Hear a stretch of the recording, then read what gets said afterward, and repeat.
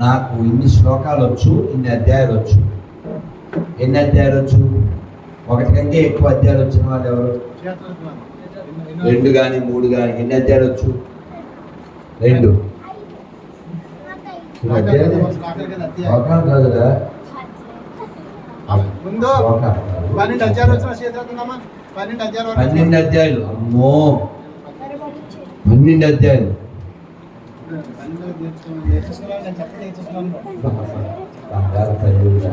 ఇలా ఉంటే ఇంకా ప్రపంచంలో చెడు ఎక్కడ ఉంది?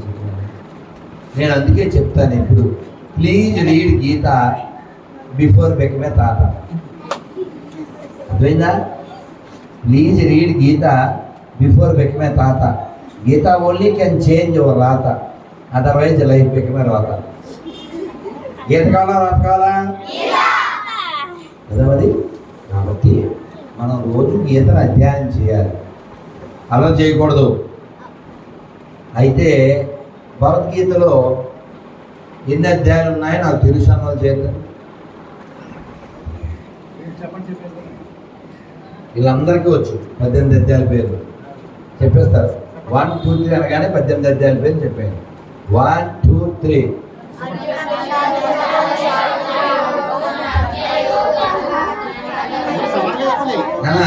అందంగా మళ్ళీ చెప్తాను. 1, 2, 3 మన బాబు.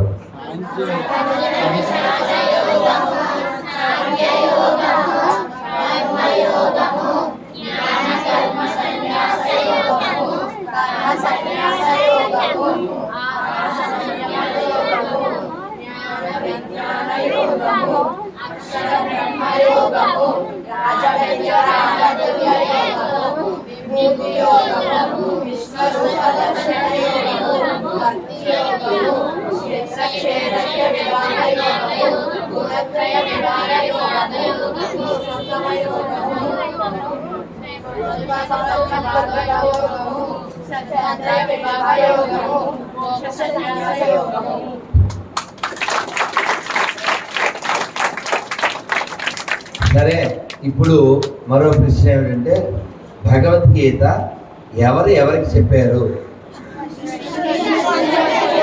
ఏ స్థలంలో చెప్పాడు? అది స్థలం పేరు ధర్మక్షేత్రే. అదైందా? ఆ ధర్మక్షేత్రం అయినా కురుక్షేత్రంలో జరిగింది. నన్ను అలా చేయకూడదు, నాన్న వినాలే. మరి ఆ ప్లేస్ ఉందే, ఎక్కడైతే కృష్ణుడు అర్జునుడికి చెప్పాడో ఆ ప్లేస్ కురుక్షేత్రంలో ఉంది. ఆ కురుక్షేత్రంలో అర్జునుడికి చెప్పినప్పుడు ఓ చెట్టు కూడా ఉందంట, ఆ చెట్టు కూడా విందంట. ఆ స్థలం పేరు ఏంటో తెలిసారు కదా? జ్యోతిసర్ అంటారు. అక్కడ బ్రహ్మ సరోవరం అని ఉంది. చాలా పెద్దది, చాలా అంటే చాలా పెద్దది, చాలా గొప్ప స్థలం కూడా. మరి భగవద్గీతలో కృష్ణుడు ఎన్ని శ్లోకాలు చెప్పాడు? అర్జునుడు ఎన్ని చెప్పాడు? ధృతరాష్ట్రుడు ఎన్ని చెప్పాడు? సంజయుడు ఎన్ని చెప్పాడు? చెప్పగలరా? కొన్ని ఇవ్వాలి. దేవుడి కంటే వీళ్ళే ముఖ్యం. మన కంగారు పడు, వీళ్ళే దేవుడు. పిల్లలు దేవుడు చల్లని వారే. అరే చెప్తారా చెప్పరా పిల్లలు? భగవద్గీతలో కృష్ణుడు మాత్రమే పలికిన శ్లోకాలు ఎన్ని? అమ్మా మీరు చెప్పండి, అప్పుడు టీచర్ చెప్పండి, ఐడియా ఉంటే చెప్పండి. అక్కడే ఉండి చెప్పు, ఐడియా ఉందా లేదా? అమ్మా అర్జునుడు ఎన్ని చెప్పాడు? ధృతరాష్ట్రుడు అయితే ఒక్కటే చెప్పాడు. సంజయుడు ఎన్ని చెప్పాడు? ఇది కూడా మళ్ళీ చెప్పండి పిల్లలకి. సుప్రియ ఇది తిరుగు, పిల్లలు ఇది చూడండి. అలాగే భగవద్గీతలో నేను ఒక అధ్యాయం నెంబర్ చెప్తే దాని పేరు చెప్పగలరా? 12వ అధ్యాయం పేరేంటి? మీరు 15వ అధ్యాయం పేరు? 8వ అధ్యాయం పేరు? Very good. 2వ అధ్యాయం పేరు? 9,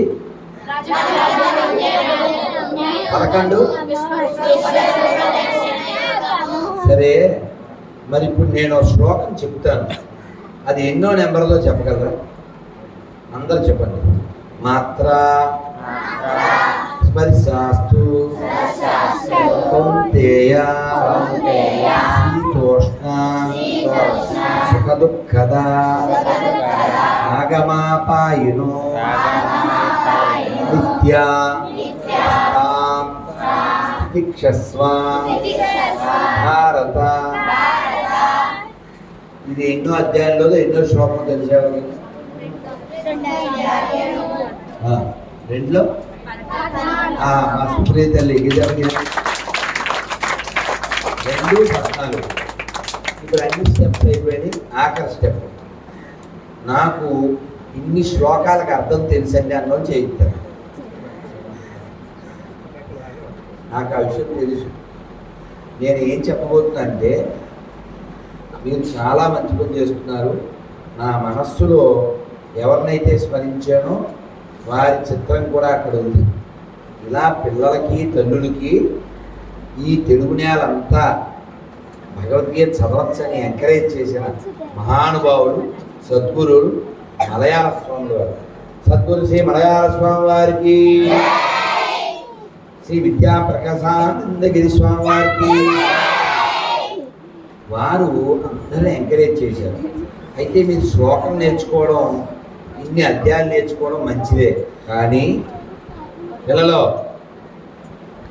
అర్థం తెలియకుండా నేర్చుకోవడం వలన మీరు పరమార్థాన్ని పొందలేదు.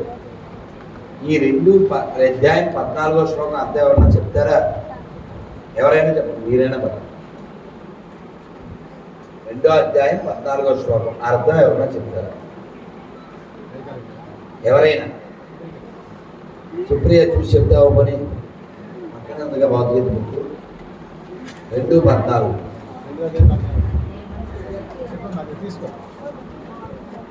నాకైతే చాలా ఆనందంగా ఉంది, నీరసంగా ఉంది, ఏమీ తినలేదు కాబట్టి, ప్రయాణం కాబట్టి. కానీ మనం చూస్తే సంతోషంగా ఉంది. ఎందుకని? అన్ని బంగారు తల్లులే, అందరూ బంగారు కొండలే, అవునా కదా? చక్కగా బొట్టు పెట్టుకుని, కొందరు పూలు పెట్టుకుని ఎంత చక్కగా చదివేస్తున్నారా మీరు. మీరంతా వజ్రాలు. భౌతిక చదవకపోతే ఇజ్జరాలు. అది చదవాల్సి ఉందా? చెప్పు. ఓ కౌంతేయ, విషయాంద్రియ సంయోగము వలన శీతోష్ణములు సుఖ దుఃఖములో కలుగుచున్నవి. అవి ఉత్పత్తి వినాశశీలములు, అనిత్యములు కనుక భారత వాటిని సహింపు, అంటే పట్టించుకోకు.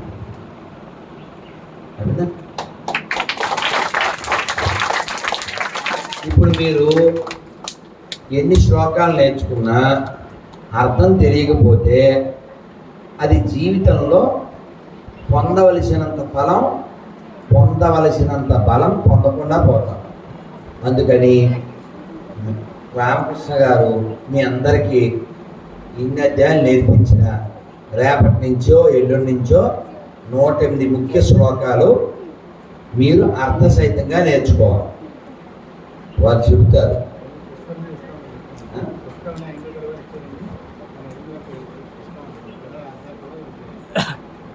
అంటే ఎలా రావాలంటే ఇన్కల్కేట్ అంటారు ఇంగ్లీష్లో. ఇన్కల్కేట్ అంటే వాళ్ళకి లోపల నాటుకోవడం. మనం ఈ అమృతాన్ని వాళ్ళ పంచిపెడుతున్నాం.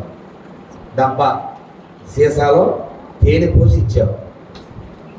తేనె గొప్పదే, మంచి తేనె, కానీ మూత ఎలా ఓపెన్ చేయాలో చెప్పలేదు. ఇప్పుడు తేనె బాటిల్ నాకితే నోరు తీగవుద్దా? అవుద్దా? లోపల తేనె లోపల మన లోపలికి వెళ్ళాలంటే ఏం చేయాలి?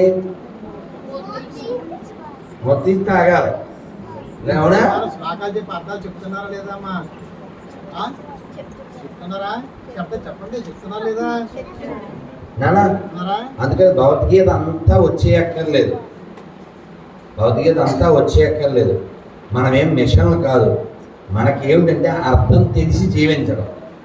మనకి శాస్త్రం ఏం చెప్పిందంటే, మీరు మొత్తం భౌతికగీత చదివితే ఒక లాభం, ఒక అధ్యాయం చదివితే ఒక లాభం, ఒక శ్లోకం చదివితే ఒక లాభం, 2 పాదాలు చదివితే ఒక లాభం, ఒక పాదం చదివితే వాడు 10,000 సంవత్సరాలు చంద్రలోకంలో ఉంటాడు.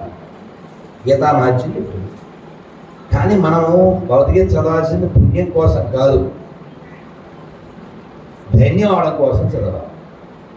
అందుకని భౌతికగీతలో ఏ శ్లోకం చెప్పినా మీరు మీనింగ్ చెప్పారు. తిరుపతిలో 7వ తరగతి పిల్లడు, అంటే వాడు ఫిజికల్గా బాగుండదు, అదే హైట్ అలా వీక్గా ఉంటుంది, కానీ ఏ శ్లోకం చెప్పినా నెంబర్ చెప్పేస్తాడు, ఏ నెంబర్ చెప్పినా శ్లోకం చెప్పేస్తాడు. అర్థం చెప్తే శ్లోకం, శ్లోకం చెప్తే అర్థం, నెంబర్ చెప్తే శ్లోకం. దాన్ని ఇంగ్లీష్లో టరో అంటారు. టరో అంటే అమూలాగ్రం. అమ్మాయి, ఈ అమ్మాయి గుడిగల్ల కదా, గుడిగల్ల బయటగల్ల, బయటగల్ల నువ్వు, మరి గుడిగల్ల మాట్లాడద్దా, వేడి వేసుకో, మంచి అమ్మాయే, బంగారు తల్లి అందరూ. అందుకని మీకు నేర్పిస్తారు చక్కగా. మీరు ఏ ముఖ్య శ్లోకం అడిగినా అర్థంతో చెప్పారు. ఇదే కాలం, ఇల్లు చెప్తే ఇదే కాలం, ఇప్పుడే కాలం. బయట భౌతికత నేర్చుకోకపోతే పోయే కాలం, అంతే కదా. ఇది ఎండాకాలం, చలికాలం. భౌతికత నేర్చుకోకపోతే పోయే కాలం. అంటే మీకు ఎవరికి పోయే కాలం లేదు, ఎవరు నేర్చుకోవట్లేదు వాళ్ళకి పోయే కాలం. ఎందుకు ఇలా అన్నాను తెలుసా? సరదాగా చెప్పాను, కానీ దాని వెనక చాలా విషయం ఉంది. మనం అందరం చనిపోతాం ఎప్పుడో ఒకప్పుడు. ఆ చనిపోయేటప్పుడు ఏం చేయాలో భగవద్గీతలో 8వ అధ్యాయంలో 6వ శ్లోకంలో చెప్పారు. ఏం చెప్పారు చెప్పండి. యమ్యం వాపి స్మరన్ భావం ప్రజత్యంతే కలేవరం సంతమేవైతి కౌంతేయ సదా తద్భావ భావితః.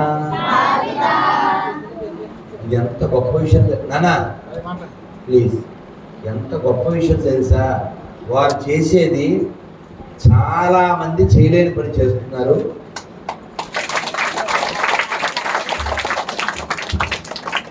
నేను ఇప్పుడు ఏం చెప్పాను తెలుసా మా శంకర్కి? అక్కడ దేవుడు గుళ్ళు మూసేస్తారు, 5 నిమిషాల్లో ముగించేయండి అన్నాడు. నేను దేవుడిని మళ్ళీ చూడొచ్చు, కానీ మీలాంటి బంగారు తల్లుని, బంగారు కొండలు అంత ఈజీగా చూడగలనా?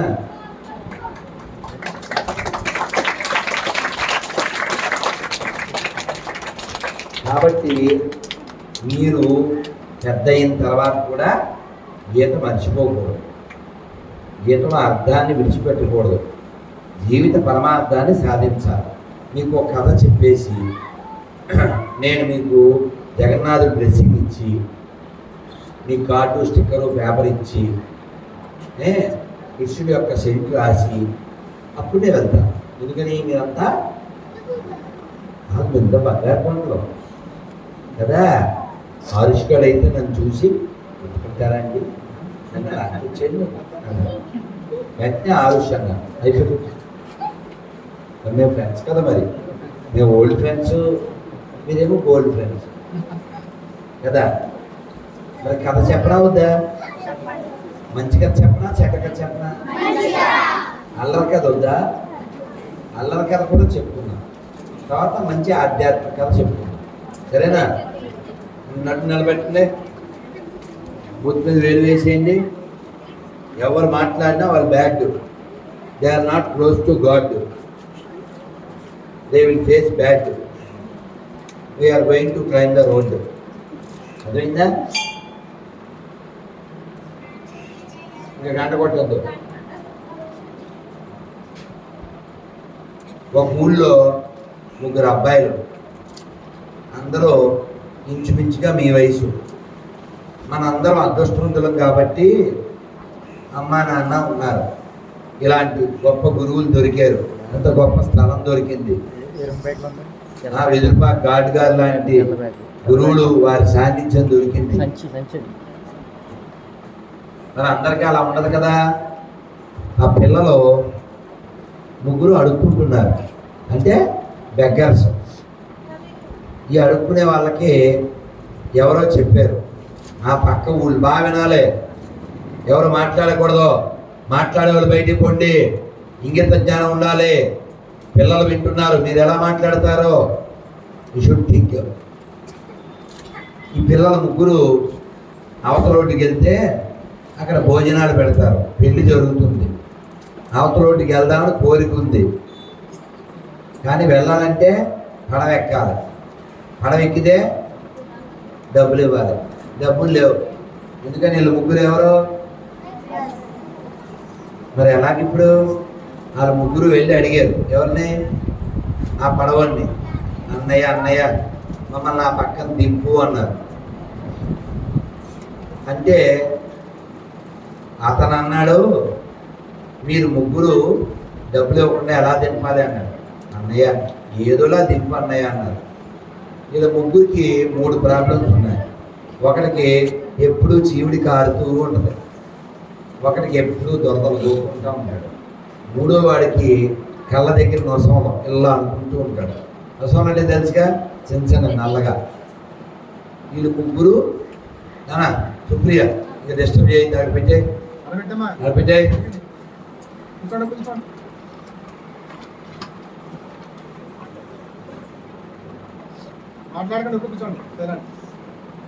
వాళ్ళ ముగ్గురితో వాడు ఏమన్నాడంటే, పడవాడు, ఇదిగో ఎవడైనా గోక్కున్నా, ఎవడైనా చీదుకున్నా, కళ్ళ దగ్గర ఇలా ఇలా అన్నా వెంటనే పడవలతో చెత్తను బయట. ఈత వచ్చేవారికన్నా కోనసీమ, గోదావరి కాలువల పక్కన పుట్టి అప్రతిష్ట కదూ. ఈత నేర్చుకోండి, ఇక్కడ గీత నేర్చుకోండి, అక్కడ ఈత నేర్చుకోండి. జీవితం అనే సముద్రంలో గెలవండి. ప్రపంచానికి గీతా అధ్యాపకులై నిలవండి. ఎప్పుడు శ్రీకృష్ణ భగవాన్ని తలవండి. ఎవరన్నా గొర్రెలు వస్తే తాట వలవండి. జై శ్రీరామ్. పడవ ఎక్కేశారు. పడవ ఎక్కారా? మరి దొరదవుతుంది దీనికి. దీనికేమో శివుడు ఇలా కాలిపోతుంది, ఇలా కిందకి వెళ్ళిపోతుంటే ఆడికి చాలా ఇబ్బంది. ఈ కల్లోడికేమో ఆయన ఇలా ముసుగులు వచ్చేస్తాడు. ఈడేమన్నా ఇలా అన్నాడా అటు చూసేస్తాడు. కాసేపు ఆలోచించి ఈడన్నాడు, ఈ జీవుడోడు అసలు ఇప్పుడు అంటే ఇలా ఉంది కానీ పరిస్థితి, మా తాతగారు అడవిలోకి వెళ్ళి పెద్ద పెద్ద జంతువులు వేటాడేవారు. ఎలా వేటాడేవారు తెలుసా? పెద్ద తుపాకి ఉంది, ఆ తుపాకి తీసుకెళ్ళి అడవిలోకి వెళ్ళి అని కాల్ చేసేవారు అని చెప్పాడు. అని ఏం చేశాడు? తీసేసుకున్నాడు. ఈ రెండోవాడు ఆలోచించాడు, ఎలారా బాబు మన పైన అవడమని ఆలోచించి, పెద్ద తుపాకి అంటాడు. అసలు మా తాతగారికి 200 ఎకరాల పొలం ఉంది. ఆ పొలంలో ఏం కాసే తెలుసా? ఎంతంత పొట్లకాయలు, ఎంతంత బీరకాయలు, ఎంతంత వంకాయలు, ఎంతంత దోటకాయలు. ఏం చేశాడు? ఎలా అర్థమైందా? ఆ దొండకాయలు పొట్లకాయలు అని గోకేసుకున్నాడు. ఈడేమో ఇలాగా. ఎన్నిసార్లు చెప్పాలమ్మా కదా, డిస్టర్బెన్స్ చేయకూడదు కదా తల్లి. అంటే ఆ స్పృహ పోద్ది, బుద్ధి రావాలి కదా, డిస్టర్బ్ చేయకూడదు కదా, విషయం పోద్ది కదా. అంటే ఆ టెంపో పోతుంది. ఇంగితం అంటే అది చెప్పించేయాలి, చచ్చిపోరు కదా. డిస్టర్బ్ చేస్తే చెప్పేవాడు ఫ్లో పోతుంది, మూడు కూడా పాడైపోతుంది. As a teacher you must know. పోనీ అంత బుద్ధి ఉంటే ముందు పెట్టాలి. చెప్పేవాళ్ళు కరువైనప్పుడు చెప్పేవాళ్ళని పాడు చేస్తే ఇంకా వాట్ ది యూస్. ఈ మూడో వాడు ఏం చేశాడంటే, ఇలాంటి వాడు 3 పాడు చేయడానికి ఉంటారు. సెల్ల మీకే ఉందా? తలకాయ లేనప్పుడు సెల్లు ఉపకారం ఏంటి? ఆ ఊరంతా వినపడాలా మన ఫోన్ వస్తే. సైలెంట్లో పెట్టుకోండి, లేకపోతే వైబ్రేషన్లో పెట్టుకోండి. ఫోన్ వస్తే ఎందుకు తెలియాలి? మనకి తెలిస్తే చాలు కదా, ఊరంతా తెలియాలా. నా ఫోన్ నాకు లేదా ఫోను, నా ఫోన్ సౌండ్ రాదే, 365 రోజులు రాదు. ఎవరన్నా చచ్చిపోతే అంబులెన్స్లో పంపేమని చెప్తారు. ఏమవుతుంది చెప్పండి? కనపడేవాడికి ఇవ్వని విలువ వాడు ఎవరికో ఇస్తే ఏంటి ఉపకారం చెప్పండి. ఈ మూడో వాడు ఆలోచించాడు. వీడేమో దొండకాయలు పొట్లకాయలని కోకేసుకున్నాడు, ఆడేమో తుపాకీ పేరు చెప్పి చీదేసుకున్నాడు. వీడు ఏం చేయాలని అదంతా ఉత్తిదే అని కొట్టేసుకున్నాడు. ఈ పడవడికి ఏం అర్థం కాలే. ఈ లోపల గమ్యస్థానం వచ్చింది, అవతల దింపేసింది. ఎందుకు చెప్పాను ఈ కథ? తెలివిగా ఉండండి, గుడ్డిగా ఉండకండి. మీరు మంచోళ్ళు అవ్వద్దు, కానీ తెలివైన వాళ్ళు అవ్వండి. ఉత్త మంచోళ్ళు భూమికి భారం, ఉత్త తెలివైన వాళ్ళు కూడా భూమికి భారమే. మనకు ఒక మూర్ఖుడైన స్నేహితుడు ఉండడం కంటే ఓ తెలివైన శత్రువు ఉండడం మంచిది. అదవుతుందా? కృష్ణుడు యుద్ధం చేశాడా, అర్జునుడు చేశాడా? ఎవరు చేశారు యుద్ధం? ఎవరు చేయించారు? మరి ఇప్పుడు అర్జునుడు ఎవరెక్కడా? మనం అంతా అర్జునుడివే. ఆయన యొక్క ఆధ్వర్యంలో యుద్ధం చేయాలి. ఏ యుద్ధం చేయాలి? జీవన యుద్ధం చేయాలి, ధర్మ యుద్ధం చేయాలి. అర్థమైందా? చేయాలంటే గీతను మనం పట్టుకోవాలి. గీత పట్టుకోవడం అంటే బుక్ పట్టుకోవడం కాదు. గీతను పట్టుకోవడం అంటే అందులో ఉన్న విషయాన్ని పట్టుకోవడం. ఎలా పట్టాలి? ఆ శ్లోకం చెప్తే ఆ భావం అలా కనబడాలి. ఆ భావం కనబడినప్పుడు శ్లోకం వినపడాలి. నేను శ్లోకం చెప్తున్నానా, అర్థం చెప్తున్నానా, నెంబర్ చెప్తున్నానా? అలా చెప్పగలగాలి. మీరు పెద్దోళ్ళు అయినా కూడా అప్పుడు ఎప్పుడో చిన్నప్పుడు నేర్చుకున్నానండి, ఇప్పుడు మర్చిపోయానండి, ఇప్పుడు గాడిదలుగా ఆడుతున్నానండి అని చెప్పకూడదు. నిన్న భోజనం చేసావా? ఇవాళ చేస్తావా? రేపు కూడా చేస్తావా? నెల కింద చేసానండి భోజనం అని ఎవరన్నా చెప్తాడా? భోజనం రోజు చేస్తాం కదా, అలాగే గీత కూడా.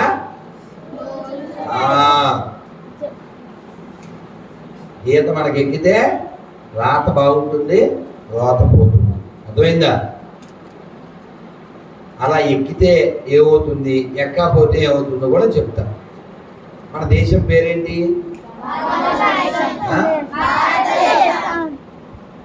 ఎందుకు ఆ పేరు వచ్చింది?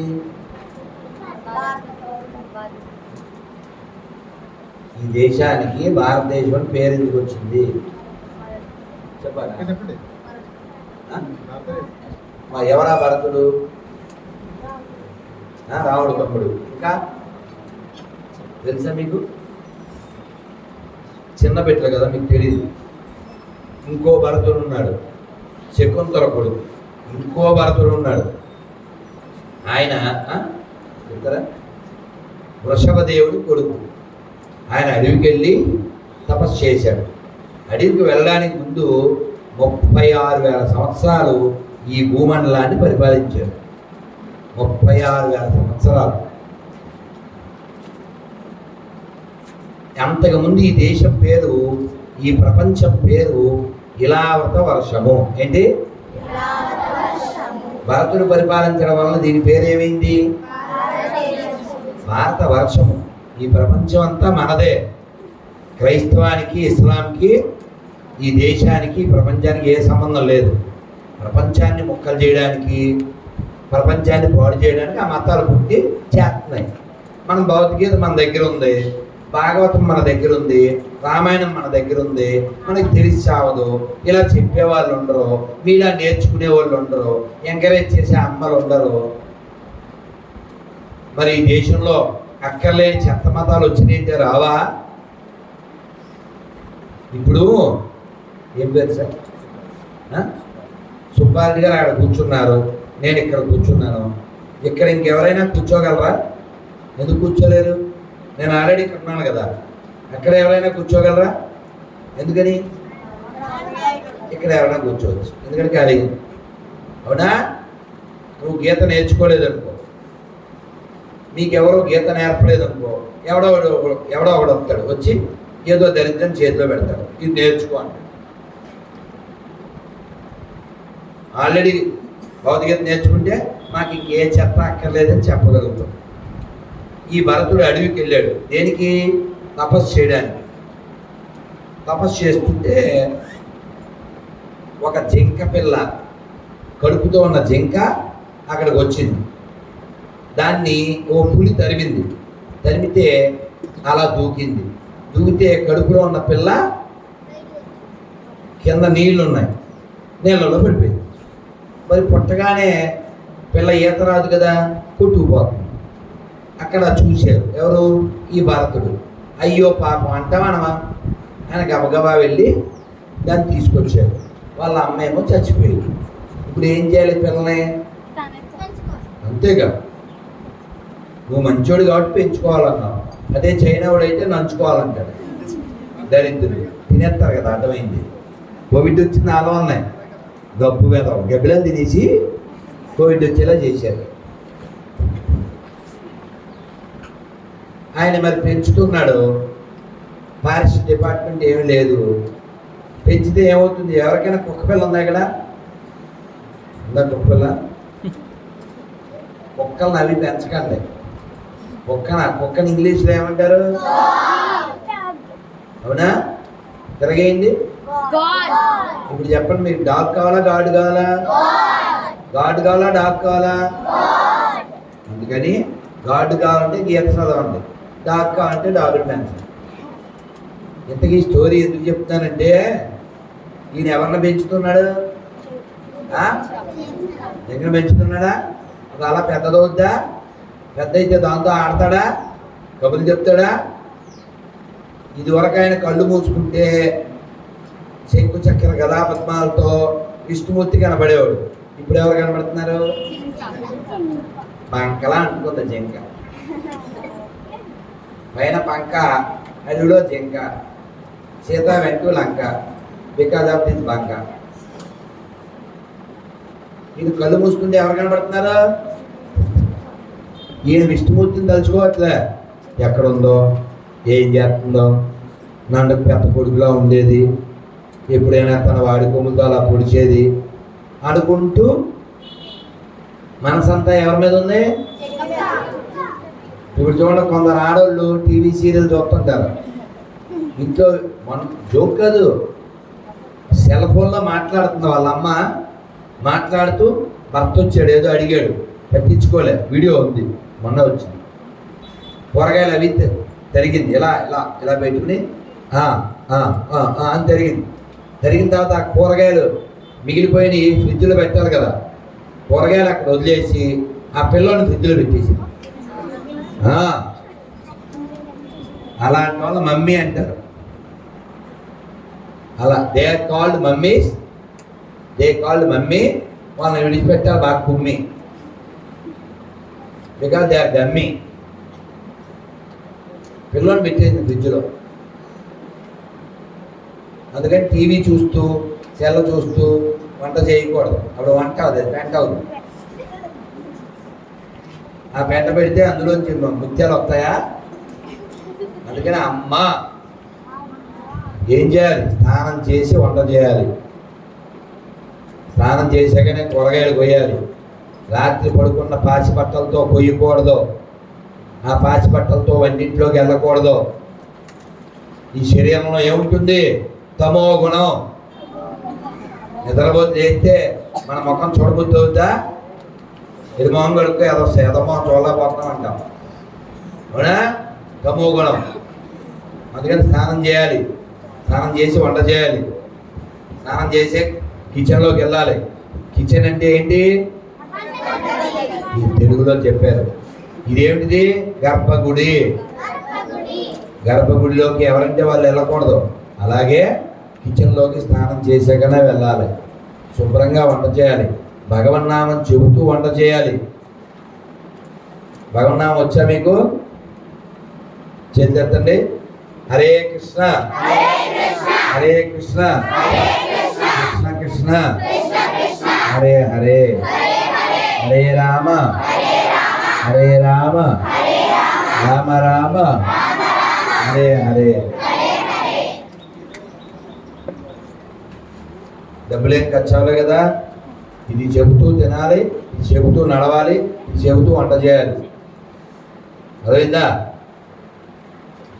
ఇప్పుడు నేను చెప్పకుండా ఈ మంత్రం చెప్పగలరా?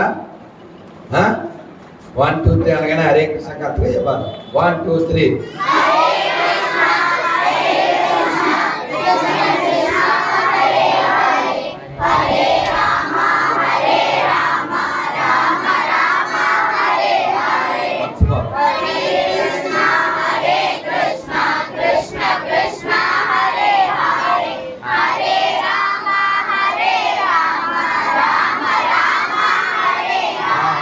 భారత్ మాతకి జై శ్రీరామ్.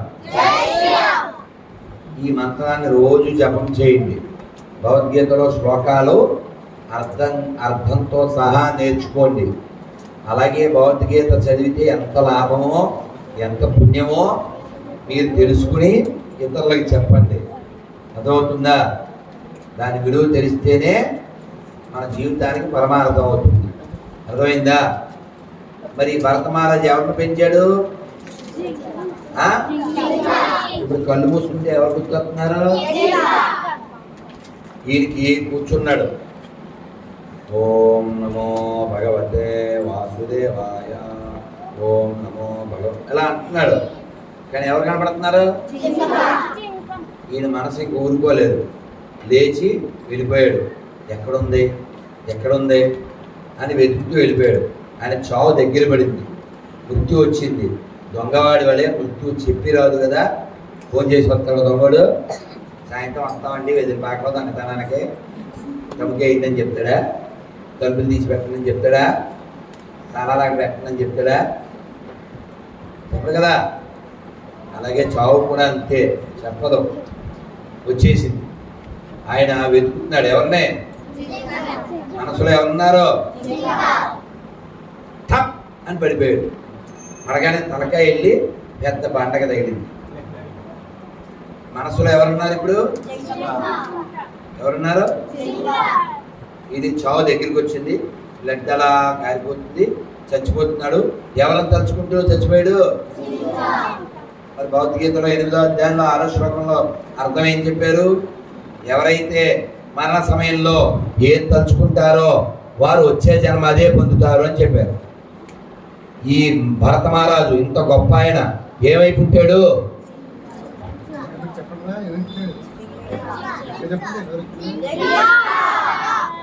ఇక్కడ ఎవరైనా జింకలా పుట్టడానికి రెడీగా ఉన్నారా? పిల్లిలా పుట్టడానికి రెడీగా ఉన్నారా? గొర్రెలా పుట్టడానికి రెడీగా ఉన్నారా? నువ్వు పిల్లిలా పుట్టినా, గొర్రెలా పుట్టినా, జింకలా పుట్టినా ఎవడో పొట్టలోకి వెళ్ళిపోతావు. చంపి తినేస్తారు, వేటాడి తినేస్తారు. గొర్రెలు అయితే వేటాడక్కర్లేదు. నువ్వు గొర్రెలు పట్టుకుంటే అది గొర్రెలు వచ్చేస్తారు. ఆదివారం చర్చిలోకి వెళ్ళి మటన్ వండుకుని తినేస్తారు. ఎందుకు ఇప్పుడు భరత మహారాజు ఏమయ్యాడు? కానీ మరి ఆయన కొంత తపస్సు చేశాడు కదా. మనసంతా గతం గుర్తుంది ఆయనకి.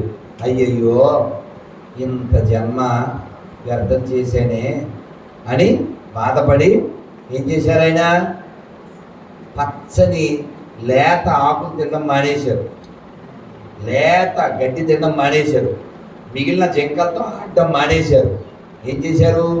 ఒక ఆశ్రమం చుట్టూ తిరుగుతూ ఎండుట ఆకులు తింటూ శరీరాన్ని బాగా కృషింపజేసి తొందరగా ఆ శరీరం వదిలేశాడు. మరి ఈయన బోల్డ్ పుణ్యం చేశాడుగా. మంచి జన్మ వచ్చింది. ఎవరింట్లో పుట్టాడు? ఓ మంచి పండితుడి ఇంట్లో పుట్టాడు. శ్రీమతాంగేహే అంటారు. అది కూడా భగవద్గీతలో వస్తుంది. అలా పుట్టి ఆయనకి జ్ఞానం అంతా ఉంది. అమ్మో నేను భరత మహారాజుని, తర్వాత చెంకయ్యాను, అంతా గుర్తుంది ఆయన. ఇప్పుడు నీ పేరేంటి? నిషిత. నీ పేరు? షణ్ముఖ. నాకు ఎలా తెలిసింది? అడిగితేనేనా? మళ్ళీ ఇంకెక్కడైనా షణ్ముఖ కనబడింది అనుకో, ఏమంటే వెదురుపాకలో శ్లోకం నేర్చుకున్న కేకలాంటి అమ్మాయి ఉందండి, ఆ అమ్మాయికి శ్లోకాలు వచ్చండి, పేరు షణ్ముఖ అండి, ఉండేది ఒక ముఖ అండి అని చెప్తాం కదా. ఇప్పుడు నీ గురించి, నీ పేరు గురించి, నీ ఊరు గురించి నాకు ఎలా తెలిసింది? అడగబట్టి చెప్పబట్టేనా? అదే నోరు మూసుకుని మూల కూర్చున్నాం అనుకోండి, తెలియదుగా. ఆయనకి అర్థమైపోయింది, అమ్మో మనం నోరిప్పకూడదు, నోరిప్పితే మళ్ళీ పుట్టాల్సి వద్దని. ఇప్పుడు నన్ను ఎందుకు పిలిచారు మీ గురువు గారు? ఇదిగో ఇలా ఉపన్యాసం చెప్తామని. అదే నేను మూల కూర్చున్నాను అనుకో, ఏం చెప్తారు? ఏముండదు. ఏదో ఇప్పుడు మీరు నాకు స్వాగతం ఎంత బాగా పలికారు, పూర్ణకుంభంతో నేల మీద వస్త్రం వేసి, కొత్త పంచ వేసి, పూలు జల్లుతూ, గురు బ్రహ్మ గురు విష్ణు చెప్తూ చాలా గ్రాండ్గా పలికారు. మీరు చాలా బాగా చేశారు. మీ గురువు గారికి మీకు మీరు చాలా బాగా చేశారు. దీన్ని సంస్కారము అంటాం. సంస్కారం మీకు ఎలా అప్పింది? మీ అమ్మా నాన్న పుణ్యం, గురువు యొక్క పుణ్యం. ఇప్పుడు ఈ భరతుడి పేరేమిటి? ఇప్పుడు జడ భరతుడు. ఏం పేరు? ఏం పేరు? అమ్మాయి నీకు ఎన్ని జడలు ఉన్నాయి? 2. ఏం పేరు?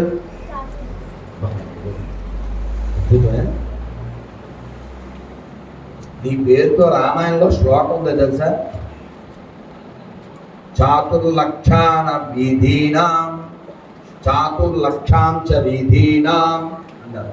ఎన్నున్నాయంట లంకలో వీధులు? 4 లక్షల వీధులు ఉన్నాయి. నువ్వు చాతుర్య, అది చతురు, సిమిలర్గా ఉంటే చాలా తెలివైనది అని నీ పేరుకి అర్థం. ఇప్పుడు ఈయన నోరు తెరవట్లే, మొద్దులా ఉన్నాడు. అందుకని ఆయన్ని వాళ్ళ నాన్నగారు వేదం నేర్చుకోరా మా శంకర శర్మలాగా అని చెప్పారు. ఈయన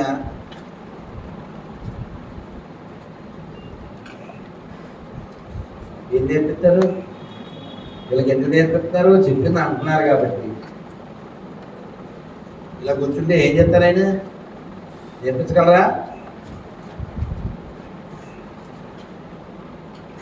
వాళ్ళ నాన్నగారు పాపం ట్రై చేసి ఫ్రై అయిపోయి వెళ్ళిపోయాడు, చచ్చిపోయారు.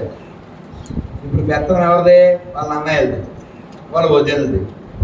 ఈ అబ్బాయి బండోడు కదా, వాళ్ళ దృష్టిలో ఏం చేసేవాడు? అయినా ఏ పని చెప్తే ఆ పని చేసేవాడు. సాతూరు గోపాలకృష్ణమాచార్య వారు చెప్తారు, భ్రష్టాన్నమైన గాని గదాన్నమైన గాని అంటే మంచి వేడివేడి వంటలు పెట్టినా తినేవాడంట.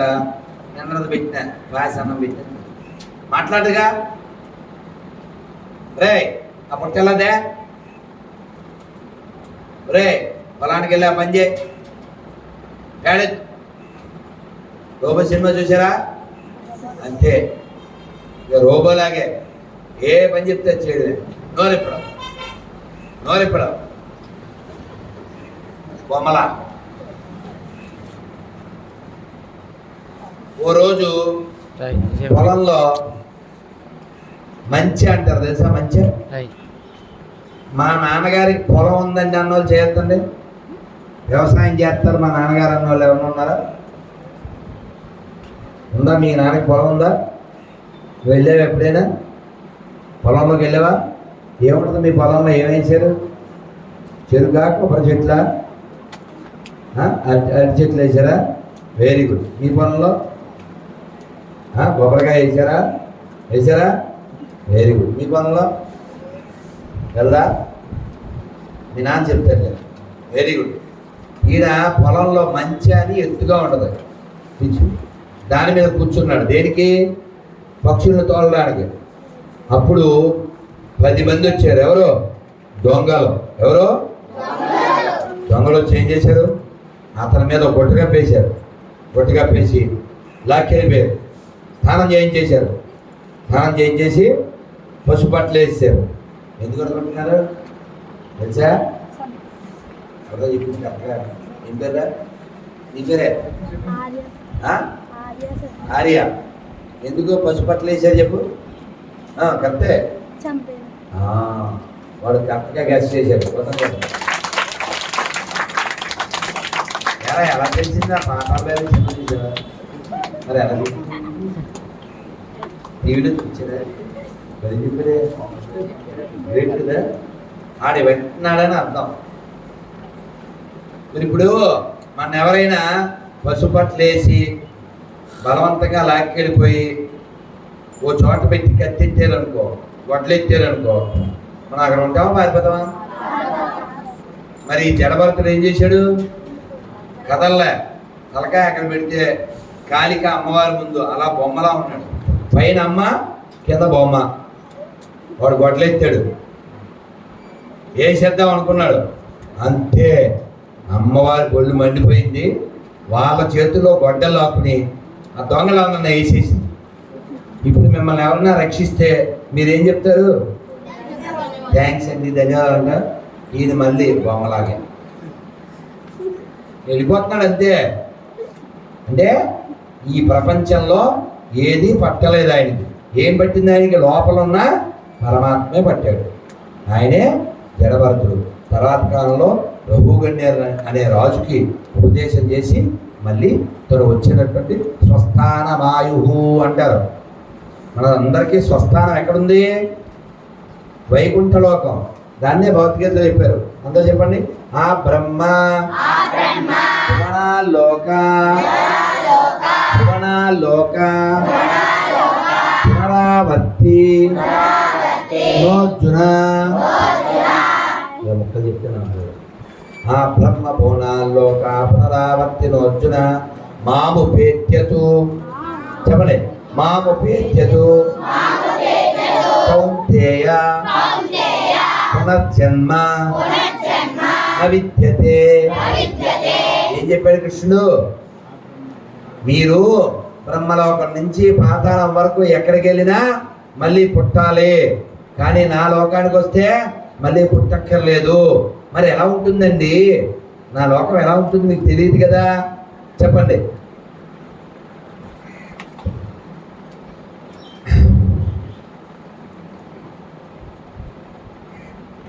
సూర్యో నశాంత అనేది ప్రారంభం ఏంటది? న సూర్యో నశాంత. గుర్తుందా? ఎవరికైనా గుర్తుందా? థ్యాంక్ యూ అమ్మా, థ్యాంక్ యూ సుప్రియా. నతద్భాసయతే నతద్భాసయతే సూర్యో నశశాంకో న పావకః యద్గత్వా న నివర్తంతే తద్ధామ తద్ధామ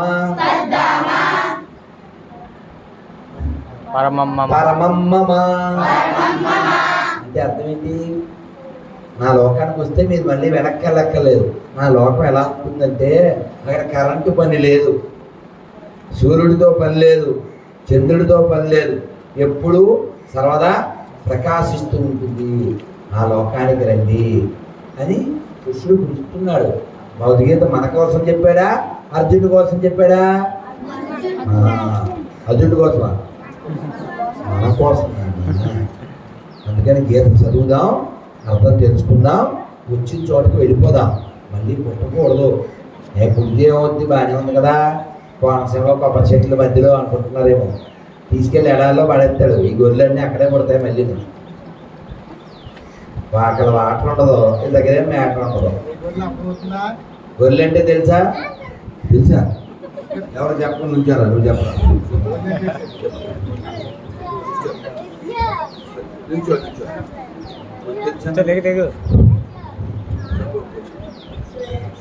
గొర్రెలు అంటే ఎవరు? గొర్రెలు అంటే మేకలు. వాడికి ఉంటాయి తోకలు, ఆరుషికాడు ఎత్తాడు కేకలు, పుట్టినరోజు నాడు తింటాడు కేకులు. ఆ గొర్రెలు నమ్మేవాడికి వేసారు మేకులు, వాళ్ళ పూర్వం గోకులు.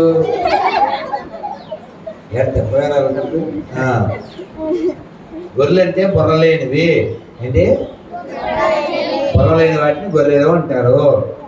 ఓ గొర్రె దూకింది అనుకో కొండ మీద నుంచి, మిగిలిన గొర్రెలు ఏం చేస్తాయి? మహేష్ బాబు సినిమా తెలుసా? దూకుడు గొర్రెల దూకుడు. అర్థమైందా? కొండ మీద దూకితే ఏమవుతాయి? చర్చికి వెళ్ళే వాళ్ళంతా అలాగే చచ్చిపోతారు గొర్రెల్లాగా. అందుకని వాళ్ళ బుర్ర ఉండదు. అందుకని మనం గుడికి రావాలి, గీత చదవాలి, బొట్టు పెట్టుకోవాలి, మన సాంప్రదాయాన్ని పాటించాలి. భరతుడిలాగా మోక్షాన్ని పొందాలి. అర్థమవుతుందా? మీరు మరి మీకు నేర్పుతారు, శ్లోకంతో సహా భగవద్గీత నేర్చుకుంటారు కదా. 12వ అధ్యాయం 19వ శ్లోకం అనగానే చెప్పారు.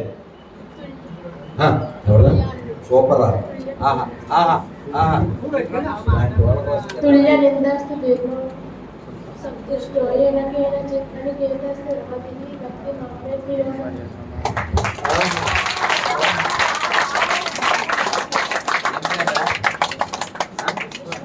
విశ్వ అన్న. అందుకని గీత మీకు తరోగా రావాలి.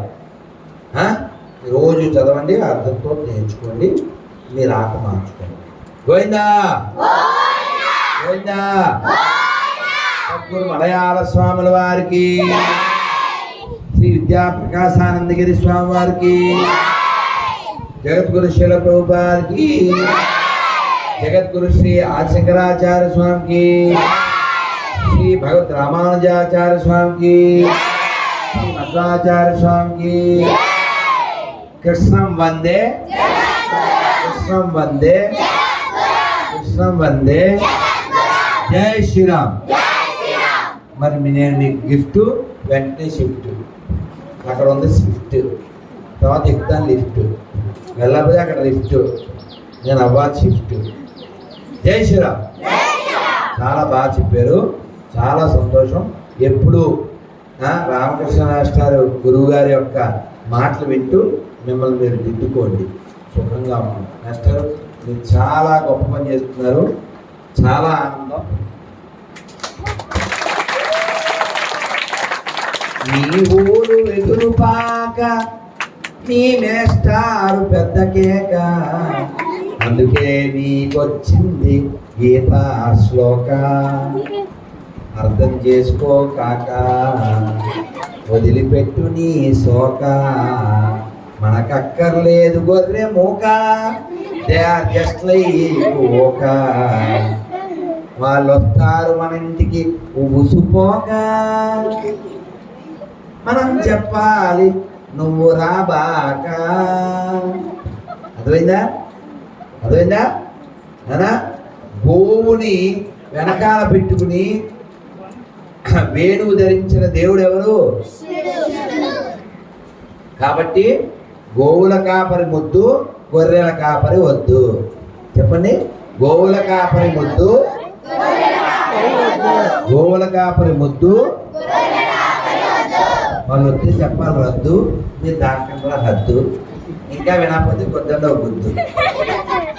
జై శ్రీరామ్. స్వస్తి.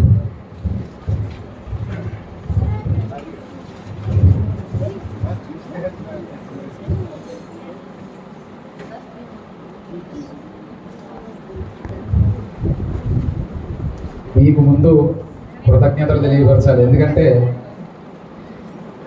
మా మాస్టర్ దగ్గర నేను శ్రీ విద్యా కాన్వెంట్లో, వారికి గుర్తుందో లేదో సహజంగా నేను గుర్తే ఉంటుంటాను, వారి దగ్గర నేను UKG first class, second class, third class వారిని చూసి ఇంచుమించుగా 10 సంవత్సరాలు అయింది. వారిని ఇంత దగ్గరగా చూసి వేద పాఠశాలకు వెళ్ళిన తర్వాత నేను 3వ తరగతి దాకా చదువుకుని తర్వాత వేద పాఠశాలకు వెళ్ళిపోయాను.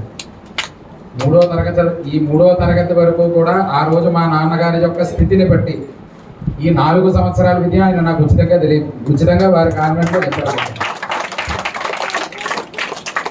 వారిని వాళ్ళు చూడటం చాలా ఆనందదాయకం.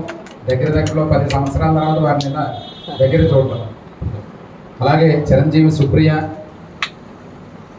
అలాగే ఇక్కడ ఉన్నటువంటి విద్యార్థులు మీ అందరికీ నేను ఇంచుమించుగా తెలుసున్నవాడిని. మనం గణపతి నవరాత్రులు అవి చేసుకుంటూ ఉంటాం. మీ అందరికీ ఒకటే మాట, ధర్మాన్ని అనుష్ఠితం చేయండి, భగవద్గీత చదవండి. ఎవరైనా ఏదైనా శుభకార్యాలు జరుగుతున్నప్పుడు అడగకపోయినా మీ అంతటి మీరుగా మేము అక్కడికి వచ్చి భగవద్గీత పారాధన చేస్తాం. దీన్ని చేయడం వల్ల మీకు మంగళప్రదం అవుగాక అనే మాట మీ అంతటి మీరుగా చెప్పండి. అది మీ ఒక్కరి నుంచి మొదలు పెడితే తర్వాత 100 ఇల్లులు అయ్యి కూర్చొని ఉంటుంది. 2 సంవత్సరాలు 3 సంవత్సరాల క్రితం గృహప్రవేశాలు ఎక్కడైనా జరుగుతున్నప్పుడు మామూలుగా గృహప్రవేశం సత్యనారాయణ మూర్తి వ్రతం లక్ష్మీ గణపతి హోమాలు చేసి వెళ్ళిపోయే వాళ్ళం మేము. కానీ ఇప్పుడు అందరూ మన చుట్టుపక్కల ఈ ప్రాంతంలో ఒక 40 నుంచి 50 మంది ఆడవారందరూ గురుగారు మణిద్వీప వర్ణం పారాయణ ప్రతి ఇంటిలోనూ గృహప్రవేశం చేసిన ప్రతి ఇళ్లలో వాళ్ళంతటి వాళ్ళగా ఖర్చులు పెట్టుకుని చుట్టుపక్కల గ్రామాల నుంచి అందరూ కూడా వచ్చి వాళ్ళ యొక్క స్వకృతమైనటువంటి ఇళ్లలో నూతనమైనటువంటి గృహాల్లో సుహాసిని అందరూ కూడా మణిద్వీప వర్ణ పారాయణ అనే కార్యక్రమం చేస్తున్నారు. అందరికీ తెలుసున్నది అది.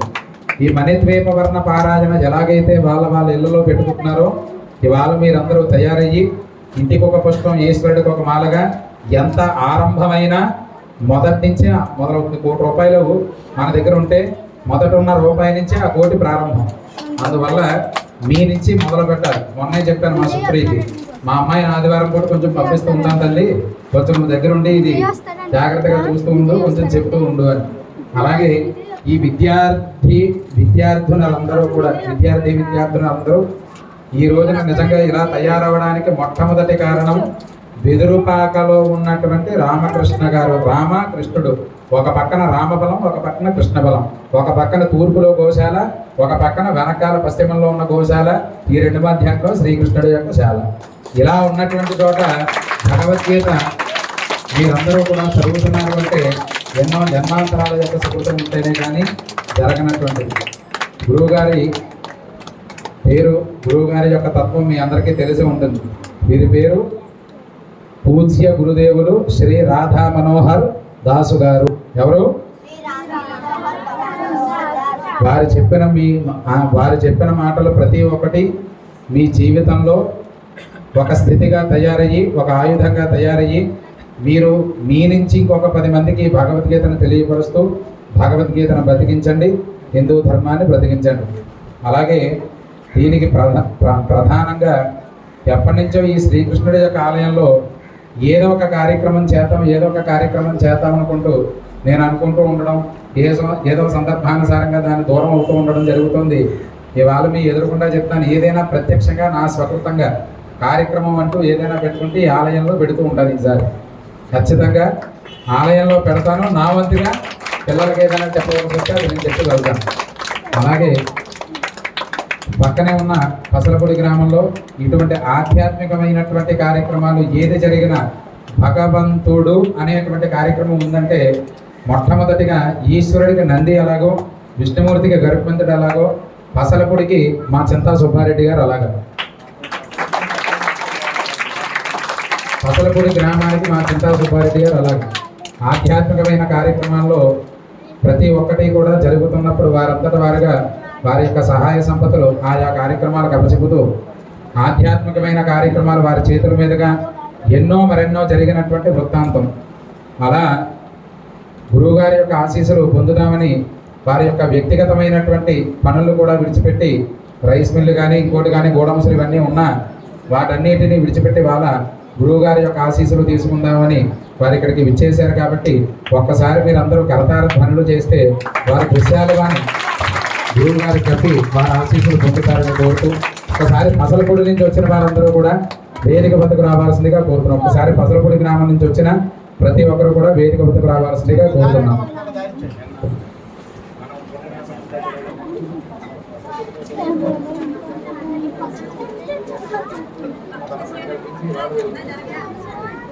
కొంచెం వెనక్కి జరగమ్మ, కొంచెం వెనక్కి జరగండి. వెనక్కి జరగండి.